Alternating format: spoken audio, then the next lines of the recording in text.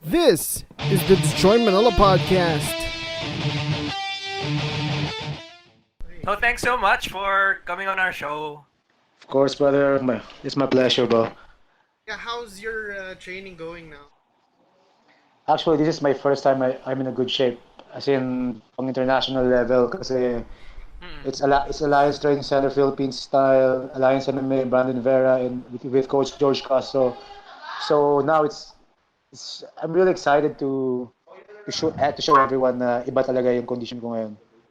Oo nga, can you please tell us about that? Ano yung particularly different this time with your conditioning and your overall training? Yeah, before kasi I've been handling myself talaga. I've been coaching myself for how many years now? Oo. Although I have my own coach before, pero unlike now kasi it's like international level eh. Parang kasi the Alliance MMA is top 5 MMA gym in the whole world. So now, ang daming na-adjust. Like, tulad niya, lagi sinasabi ni Brandon, Burns is always like kiss. When you say kiss, it's keep it simple, stupid, parang ganun. Parang it's always like basic.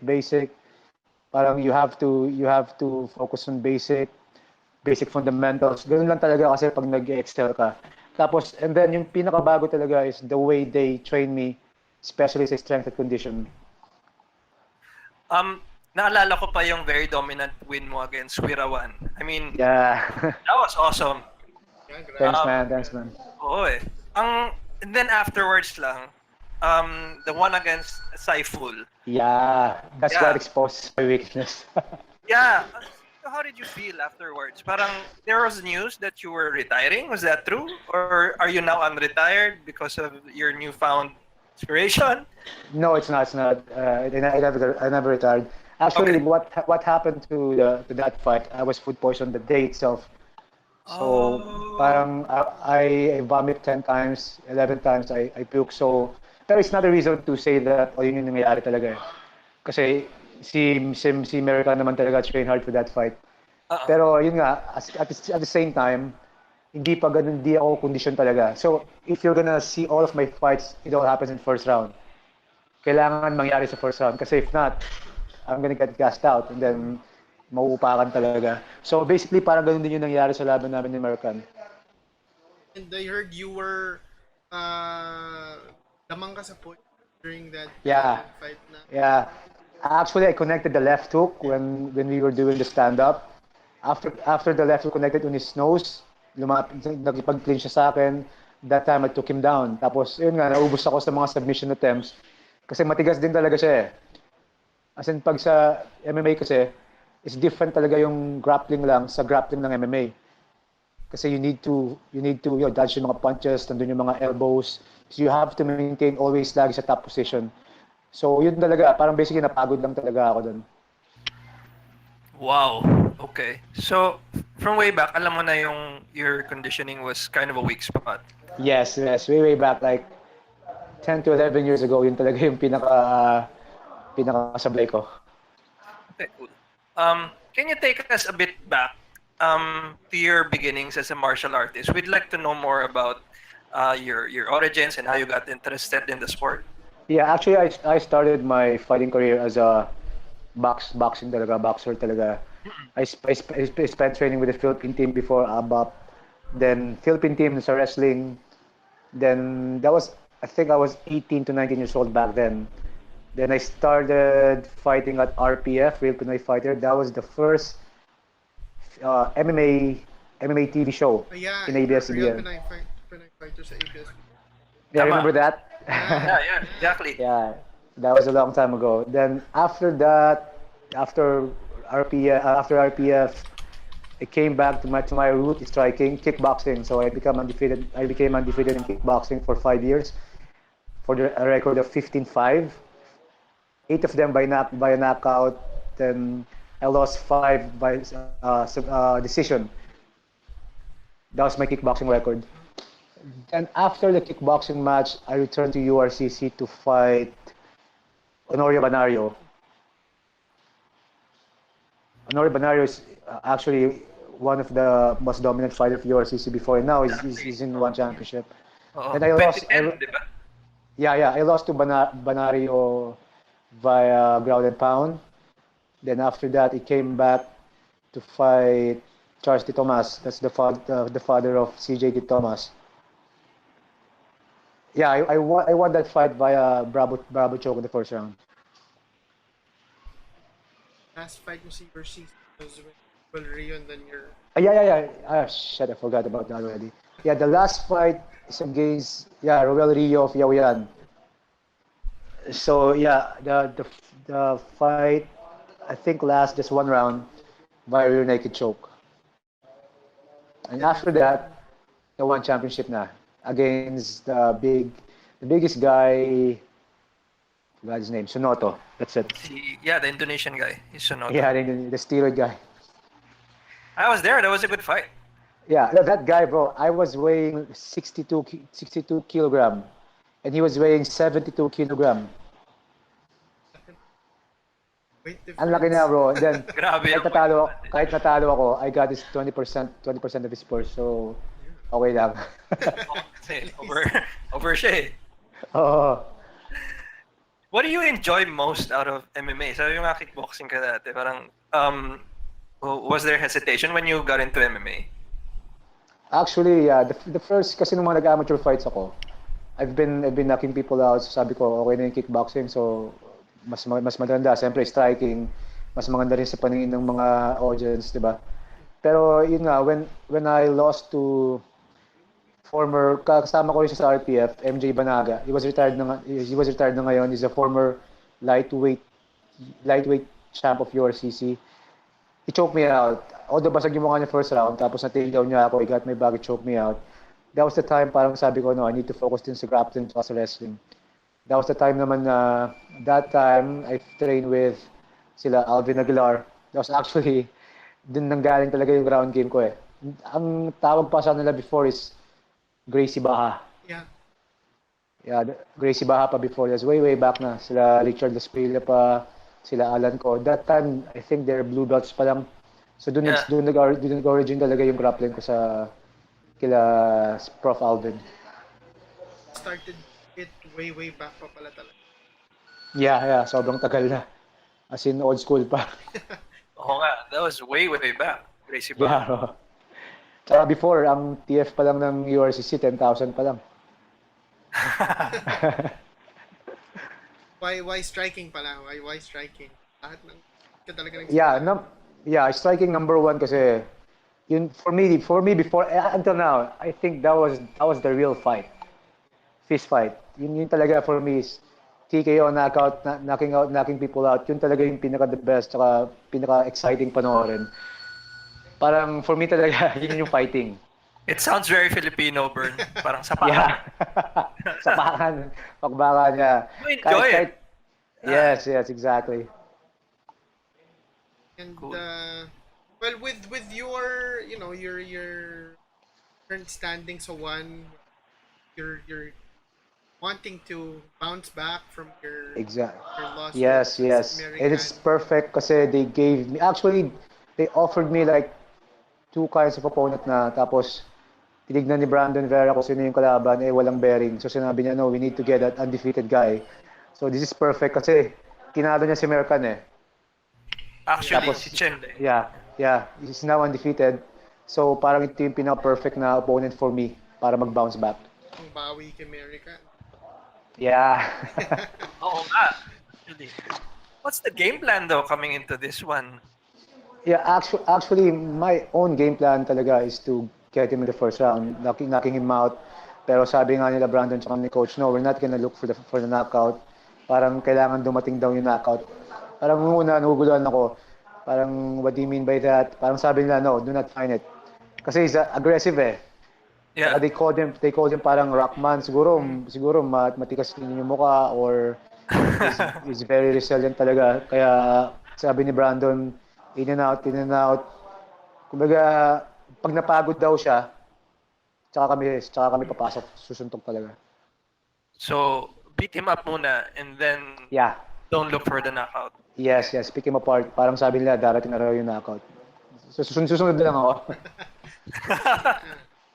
Actually, following the game plan is the best. Yes. Tsaka sila na yan eh. So, mahirap na Mahirap na kontrahin. Um, most likely, kung napag-aralan ka man ni Campo Chenley, they saw your older Yeah. fights. Sa tingin mo, paano sila mag-react when they see you now? They hear you're actually stronger than ever. Yes. I could easily say that. Yeah. Well, we were Jomi and I were Jomi Miyado were talking earlier today, and he was telling me na pareho kayo ng halos ng build, pero the strength was sobrang Yeah. layo. It's different. Actually, kasi I'm bigger than Jomi, mga 7 pounds ako lamang sa kanya. Kasi now I'm 137. Si Jomi nasa 132 lang ata, 130. 30 ata. And well, when you prepare, how do you usually do it? Do you spar with guys bigger than you? Yeah, before it's not like that, but now, yeah. Actually, I sparred thrice a week with Kuya Brandon with the grappling Wow. and Coach George Castro wrestling. So I'm really confident talaga kasi ang laro ni Chenley grappling eh. Yeah. Yeah. So parang I'm so confident na hindi niya ako mati-take down. If he can take me down, sigurado makakatayo agad ako. Okay. You spoke about sparring with Brandon and other fighters. Grabe, kamusta naman ang sparring? Do you get beaten up a lot? Yeah, bro. Para akong baby doon. Especially with Kuya Brandon. Kasi si Kuya Brandon is so big and technical eh. So, siyempre, lagi ako inaabot ng mura. Tagalog pa naman magmura. Oh. So, parang may intimidate ka nung una kasi nung una na sa training camp namin, parang puta ito pala to. Kasi talagang bumura yung bro, parang gago, hindi ganyan, tanga mo, ganun talaga siya. Parang kasi siyempre kakatuto lang niya magtagalog, parang lagi niyang ginagamit sa akin. Iba si Brandon eh. Old school style siya eh. Tapos pag sparring talaga, wasak ka talaga eh. Ganun siya eh. So is that one of the biggest differences sa training mo ngayon? You said na ang daming nangyari. Can you take us through the process of di mo nga naliwanagan ka yung parang sobrang revelation ng conditioning yun. What exactly is like the difference? For example, kasi before, what I've been doing lang is bag, mitts. Siyempre, ako yung owner ng gym, yung mga coaches, ako yung bossing nila. So pag pagod na ako, I'm just gonna drop my hands. Ako na yung nag-uutos sa kanila ng gagawin kong combination para lang makahinga. Alam mo yung mga ganun. Oh, okay. So you were kind of taking it easy on yourself. Kasi nga, Yes. that happens, right? Tsaka ako, hindi talaga ako tumatakbo. Never akong tumakbo sa buong fight entire career ko. Kasi before, nasa utak ko lagi, hindi naman marathon laban, hindi naman takbuhan yung laban, ba't ako tatakbo? Di mag-mix na lang ako, magbabag ako, sparring. Yun before yung yung mentality ko eh. Pero now, nung napunta ako sa training camp ng Alliance nila Brandon Vera, sobrang iba. As in, sobrang iba. Lahat nililista, lahat proper, lahat kailangan pag sinabi nilang mag-whey protein ka, pag sinabi nilang mag-BCCA ka, kailangan gawin mo yun. Okay. Parang nakikita nila if you're cheating, parang alam nila. Sobrang galing. And just how strict is George Castro as a coach? Yeah. Sobra. The first time he handled me in strength and condition, after nung unang session namin, takot na ako sa kanya. Mabanggit lang yung name niya, parang goosebumps na. Hanggang ngayon actually. Patapos na yung training camp, pero takot pa rin ako sa kanya. Iba eh. Sobrang stricto eh. Kasi Go ahead. Sorry, sir. Yeah. Go ahead. How long is the? How long is the training camp usually nila? Iba ba yung length din ng training camp? Iba eh. Kasi when they offered me si Chen Daily, the Chinese guy, parang they gave me like 1.5 months, mga ganon. So, pero normally dapat 2 months yung training. Pero since medyo mahaba pa rin naman, okay lang. So, siguro yung training camp na in-spend namin is 1.5 months din. So, matagal din. Okay. 90 days. Yun ba yung 90 days? Yes. This is the 90 days. When before, how long was your camp? Before, me, bro, 2 weeks. 2 weeks. Tapos every night pa akong umiinom since I have kasi yung business ko kasi bar eh. So Oh. hindi ko maiwasan eh. So bro, yun lang talaga na iba. Kasi I've been alcoholic talaga for how many years na. So nung nag-training camp ako kaya Coach George, Ah. siguro tagal na, isang buwan mahigit na ako walang alak ngayon. Oh, so tuyot talaga ngayon. Oo bro, kaya doon ko rin nakita yung pagbabago ng katawan ko nung tinanggal ko yung alak. Grabe, kung 1.5 months lang yung training mo, you're so conditioned na, paano pa kung mataba ka ba yung preparation? Totoo. Pero sobrang I mean iba talaga sila bro kasi I mean imagine ang training tinitrain nila Coach George sila Dominic Cruz, sila Ross Pearson. Parang yun din yung level na ginagawa nila sa akin ngayon. I see you as being like a Chris Lieben kind of fighter. Parang gano'n, pero medyo broader si Liben eh. Oo, yun lang. Well, anyway, who are your actual heroes who inspired you to go into MMA? Yes. Who are those? Yes. Actually, they've been before pa lang is Fedor Emelianenko. Tapos pang top 5 ko sila Kuya Brandon Vera. Fedor for me is Fedor Emelianenko. Fedor. Good choice. Yeah. The legend. Yeah. How do you think he did though? Last couple of fights niya medyo lopsided. Actually, for me dapat they'll stop na eh. For me dapat yan, parang Fedor, tapos number 2 ko si BJ Penn. Kasi dumarating sa athlete yung bumabagsak na yung prime nila. Yung wala nang dapat patunayan. Parang for me, they need to retire na. That is so true.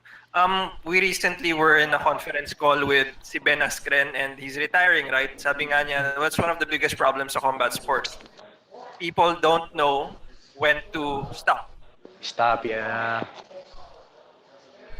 That guy, monster yun, bro. Sobrang monster yun. Oo. Nakita ko ni Rollo ni Rich Franklin. Nagbukang bata si Rich Franklin. Grabe yung grip nun. I heard He's about something. I heard na si George Castro rolled with Askren before though. Pero kayang-kaya siya ni Coach George. Kasi laki ni Coach George eh. Bagay, sobrang laki niya. Sobrang laki ni Coach George. Tapos yung technique ko ngayon, yun yung isa pang nabago, yung sa clinch, pag yung humawak, yun yung technique na nakuha ko sa kanya, yung malakas yung base, malakas yung piga, gano'n, yun yung mga nakuha ko sa kanya ngayong bago. So you can really see yung merong training and tradition na bansa sa wrestling eh, no? Yes. Actually kasi, siyempre di ba may freestyle wrestling, may Greco-Roman, tapos may tinatawag siya talaga na wrestling for MMA kasi it's a big difference eh.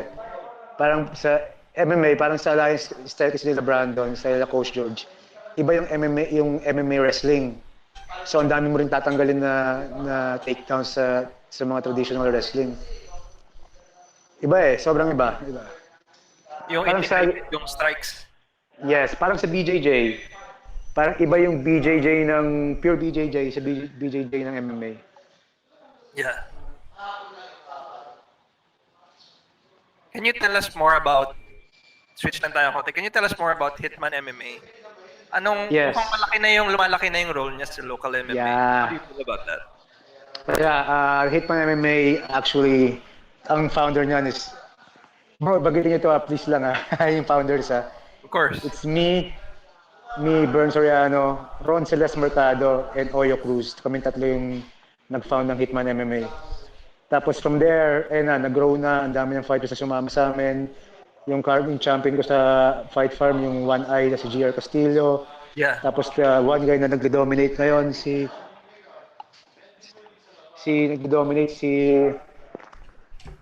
John Adahar. Yeah.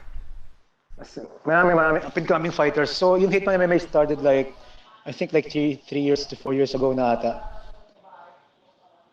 Tapos they're continuing just Lalo na ngayon mas dominating matibay na kasi yung Hitman MMA kasi ang ginawa ni Kuya Brandon, all of the programs na pinapagawa niya sa akin yung pinapagawa ko sa kanila. So parang isang camp na lang kami.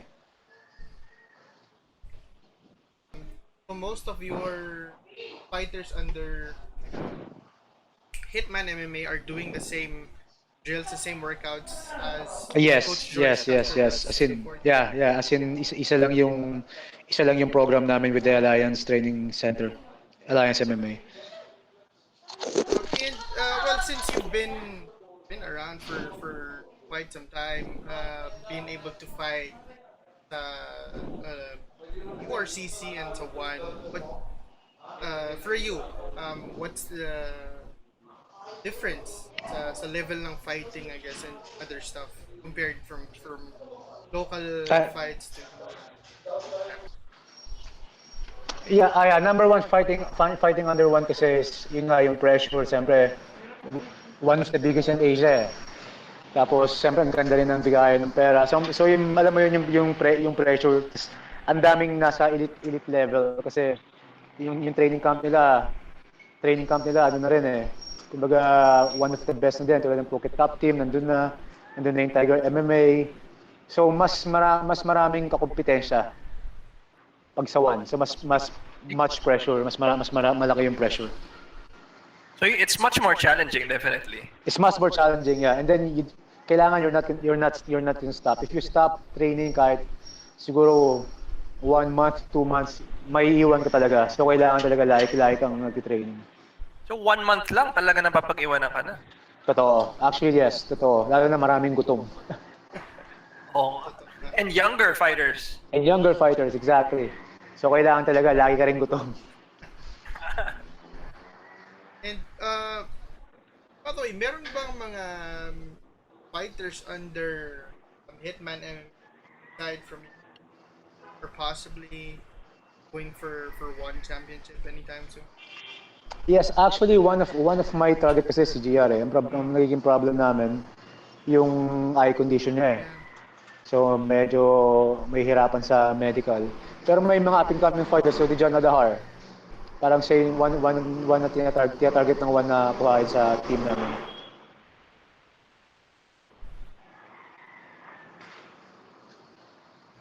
It just seems overall, Berna, aside from Hitman MMA becoming bigger, having a bigger role in local MMA, the industry of MMA in the Philippines is becoming bigger as well. Yeah. Have you noticed a bigger, definite change na yan, di ba? Especially since you've been around for a long time. Yeah, exactly. Parang mas enjoy na ba ngayon yung mga audiences, or are they just more aware? Enjoy and at the same time, yeah, aware.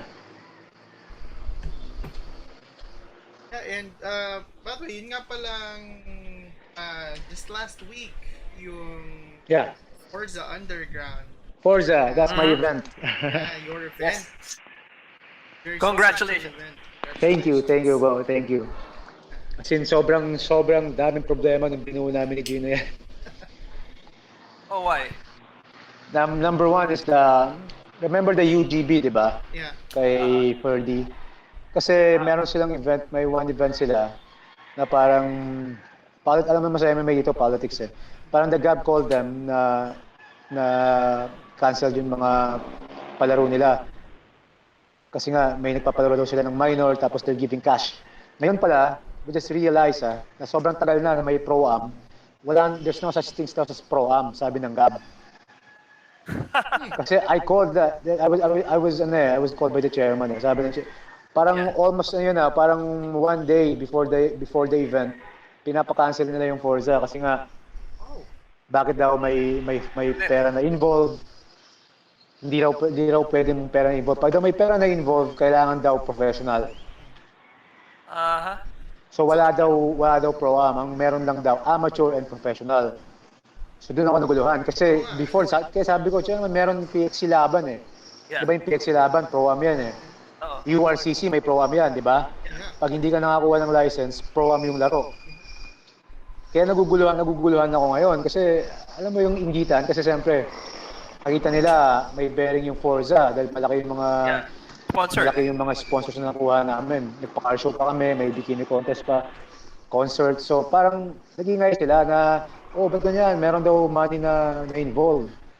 Parang ako naman yung naikot sa mga fighters sa pinangakuhan ko ng TF. Yeah.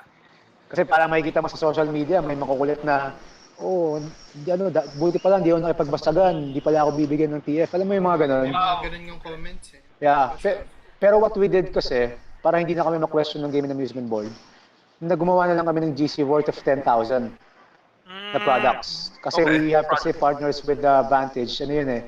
Vantage, it's a networking company.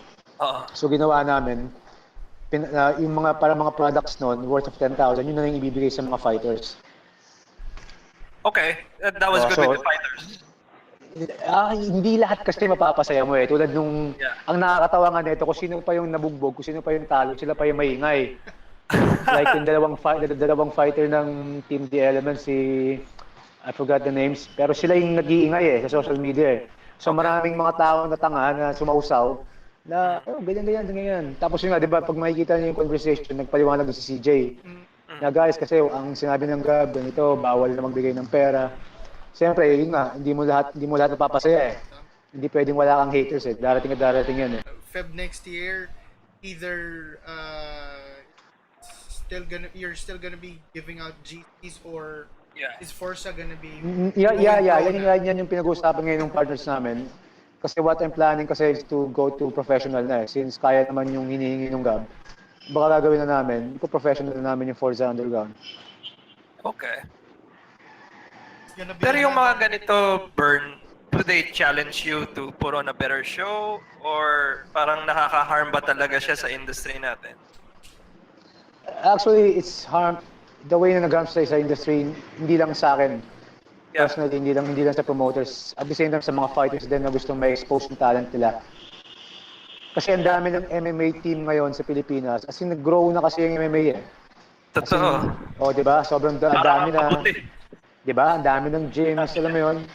Parang that Forza kasi ginawa namin yun para lumaban yung mga walang pagkakataon lumaban sa ibang promotions. So, yun nga, siyempre, naging hurt din sa industry ng MMA. At the same time, sa akin din, as a MMA fighter, as a MMA, alam mo yun, MMA promoter na mali din na nagkakaroon ng ganyung issue. Pero yun nga, at the same time, nagiging challenging. So, since you mentioned na nga na you're gonna be Forza on February, is it still gonna be are there still gonna be student fights? Yeah, like what Gab said, there's no such things as pro-am na eh. So, wala ng pro-am talaga. It's gonna be amateur or professional. Yun ang yung mangyayari. That kind of sucks. Yeah. Yeah, bro. Sobra. Diba, imagine bro, the PX Laban is pro-am.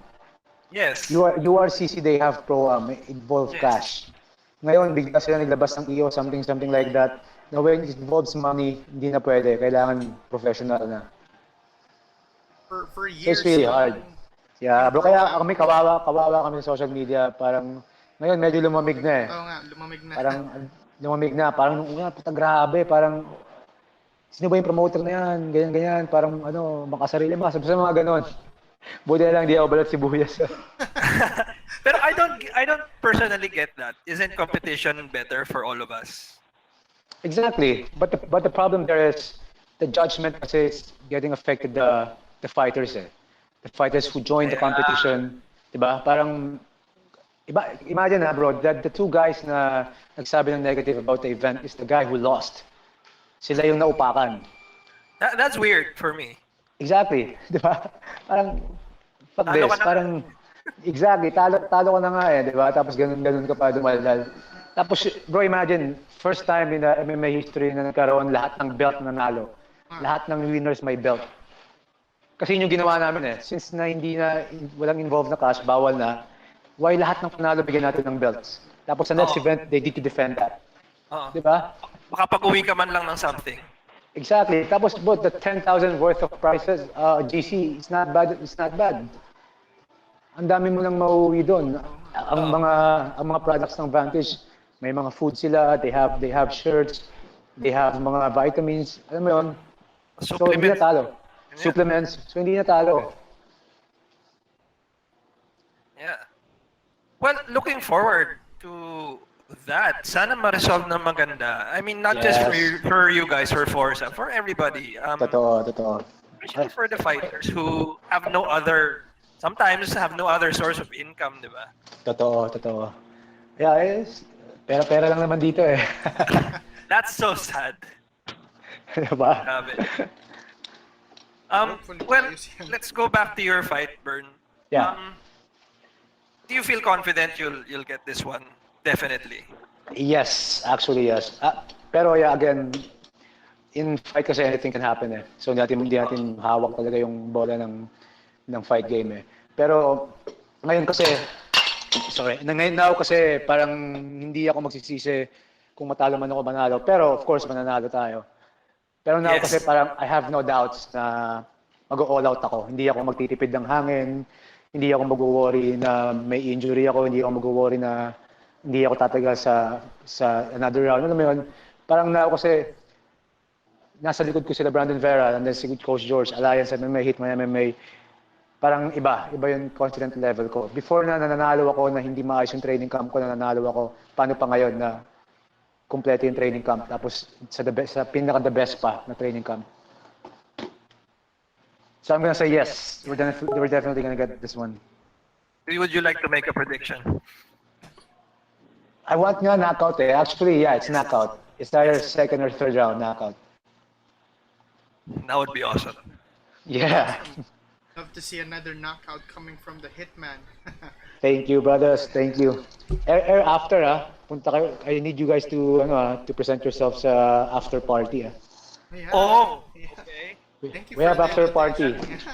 Doon tayo sa place ko, sa The Brewery, sa The Palace. Oh. Yeah. By the way, thank you for this opportunity of being able to interview you. Thank you, guys. Are we guys friends on Facebook already? Yeah. I think Oh, so. nice. Ayun. Sige. Basta after the fight, let's party, guys. Papatingin ko sa inyo yung the best na beer sa Pinas. Kasi we have there kasi craft beer eh. Nandun Oh, na craft yung, yeah, nandun yung tank sa loob. Nandun yung tank sa loob. So you brew. You also brew your own. Yeah. We have one professional brewer. As in galing talaga siya sa Englishman talaga siya, galing talaga siya sa Europe. Wow.